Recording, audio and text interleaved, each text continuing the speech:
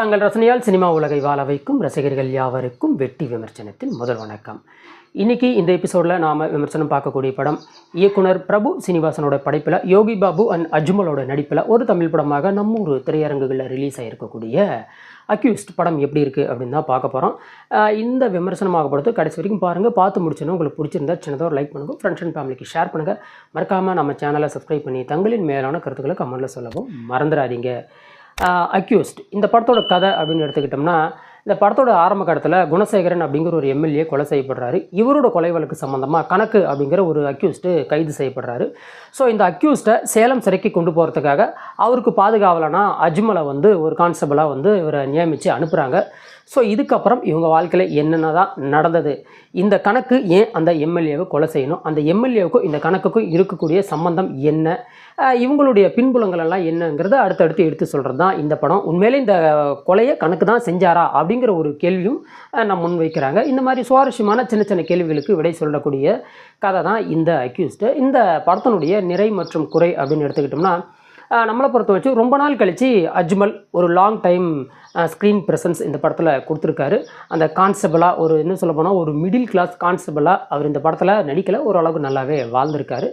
அதே மாதிரி அந்த கணக்குங்கிற கதாபாத்திரத்தில் நடிச்சிருக்கக்கூடிய உதயா அழகப்பன் அவர் உண்மையில் சொல்லக்கூடாது, ஓரளவுக்கு நல்லாவே நடிச்சிருக்காரு. அவருடைய ஸ்க்ரீன் ப்ரெசன்ஸும் ஓரளவுக்கு ஆவரேஜாக இருந்தது அப்படின்னு சொல்லலாம்.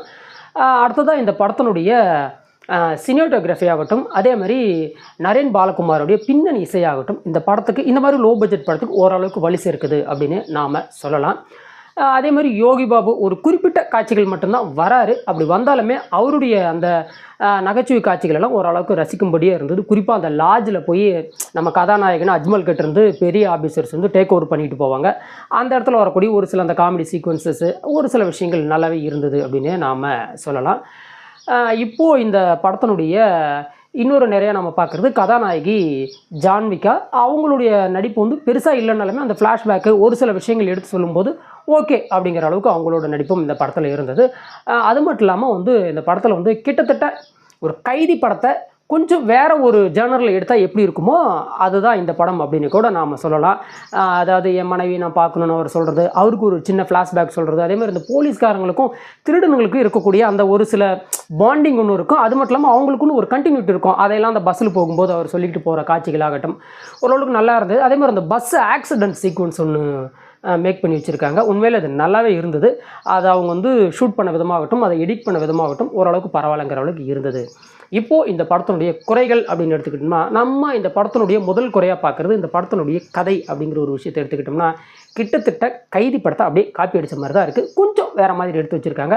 ஒரு காமெடி கலந்த ஒரு சில விஷயங்கள், அதேமாதிரி சீரியஸான ஒரு சில விஷயங்கள் உள்ள சொல்ல ட்ரை பண்ணியிருக்காங்க. பட் எந்த இடத்துலையும் நம்மளால் காமெடி ஆகட்டும், சீரியஸ் ஆகட்டும், அதெல்லாம் நம்மளால் பெருசாக கனெக்ட் ஆகவே முடியல. அதே மாதிரி அந்த கதாநாயகனுக்கும் அந்த உதயா அழகப்பன் அவருக்கு ஜோடியாக வரக்கூடிய ஜான்வி, இவங்க ரெண்டு பேருடைய அந்த ஃப்ளாஷ்பேக் ஆகட்டும், இந்த சென்டிமெண்ட்லாம் எமோஷன்ஸ் எல்லாம் ஒரு சில இடத்துல கன்வே பண்ண ட்ரை பண்ணியிருக்காங்க. பட் அதை சரியாக இவங்க எழுதலை அப்படின்னு தான் நம்ம சொல்லி ஆகணும். எந்த இடத்துலையுமே நம்மளால் பெருசாக கனெக்ட் ஆக முடியல. அதேமாதிரி யோகி பாபு அவர் வரக்கூடிய காட்சிகள் ரொம்ப குறைவுங்க. ஒரு 4 காட்சி அப்படின்னு கூட வச்சுக்கலாம். ஒரு 3லேருந்து 4 காட்சிகள் அவ்வளோதான். அவர் வரக்கூடிய அந்த ஒரு சீக்வன்சஸ் நல்லா இருந்தாலுமே அவருக்கு இன்னும் கொஞ்சம் ஸ்க்ரீன் ப்ரெசன்ஸ் கொடுத்து எடுத்துருக்கலாம். இந்த மாதிரி லோ பட்ஜெட் படங்களில், அது இந்த மாதிரி முகமரியாக இயக்குநர்கள் இயங்கக்கூடிய படங்களில் இந்த மாதிரி பெரிய நடிகர்களுக்கு கொஞ்சம் அதிகமாக வாய்ப்பு கொடுத்து எடுத்தால் இன்னும் கொஞ்சம் நல்லா இருந்திருக்கும்னு நினைக்கிறேன். பட் அதையும் இந்த படத்தில் ஒரு மைனஸாக தான் நம்ம பார்க்க வேண்டி இருந்தது. அதேமாதிரி படத்தினுடைய கிளைமேக்ஸ் ஆகட்டும், படத்தில் வரக்கூடிய ஒரு சில விசாரணை காட்சிகள் ஆகட்டும், அதே மாதிரி எவனோ கொலை செஞ்சுருப்பான், அது இன்னொருத்த மேலே பழி போடணும் அப்படிங்கிற அந்த போலீஸுடைய ஒரு தியரி இருக்கும் பார்த்தியா, அந்த தியரி சொன்னதாகட்டும், பெரும்பாலான விஷயங்கள் படத்தில் கொஞ்சம் குளறுபடியாகவே இருந்தது. என்னை பொறுத்த வரைக்கும் இந்த அக்யூஸ்டு எப்படி இருக்குன்னு கேட்டிங்கன்னா, ஒரு ஆவரேஜ் டீசென்ட் வாட்சபிள் மூவியாக நாம் எடுத்துக்கலாம். இந்த வாரம் பெரிய பட்ஜெட் படங்கள் எதுவும் இல்லை.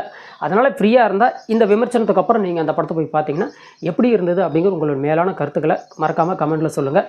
இந்த வீடியோ உங்களுக்கு பிடிச்சிருந்தால் லைக் பண்ணுங்கள், ஃப்ரெண்ட்ஸ் அண்ட் ஃபேமிலிக்கு ஷேர் பண்ணுங்கள். இக்காணொலியை கண்டு ரசித்த அனைவருக்கும் நன்றி தெரிவித்துக் கொண்டு மற்றும் சிறந்த விமர்சனத்துடன் தங்களை சந்திக்கும் வரை தங்களிடமிருந்து விடைபெறுவது வெட்டி விமர்சனம். வெல்க தமிழ்.